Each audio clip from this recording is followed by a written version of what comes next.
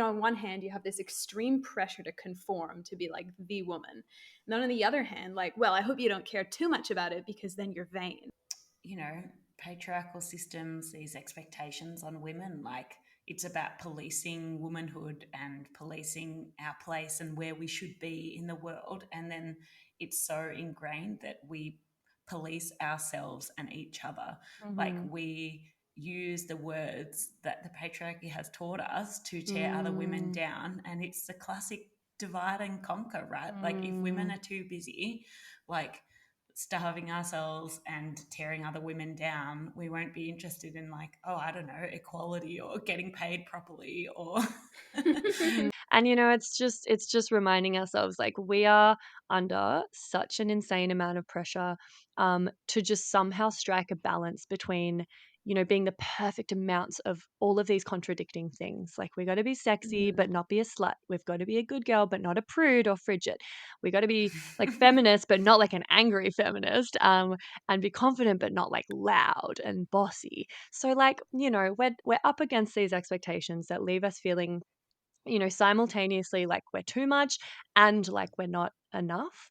And that's massive. We're constantly battling. We're like, oh my God, I feel so sexy and I look awesome. But also, like, what a vain, you know, guilty feminist I am for even wanting to. We would Yeah. love to have a few more like nice photos of us. We are often the ones in our relationship where we take photos of our partners or of like the times that we're having. And often we'll see a setting, we'll see them looking really gorgeous or they're in a beautiful location or whatever. And we just think, oh, wow, that would make a great photo. Won't that be great to have that photo and look back on? And we'll be the person to do that.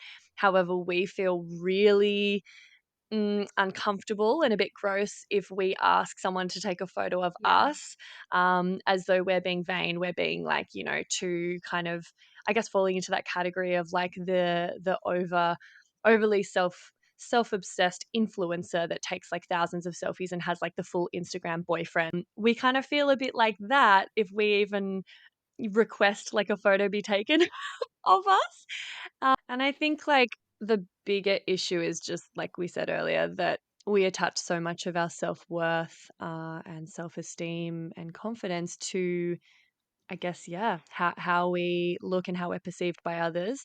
Um, and these kind of things that don't actually have any weight with regards to like whether we're good people or we're intelligent or we're passionate about our job or we're leading meaningful lives.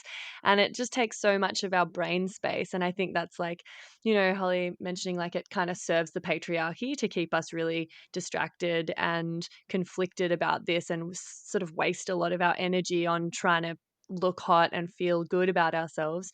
Um, and I also wanted to mention that something that really bothers me is because we're so harsh on ourselves.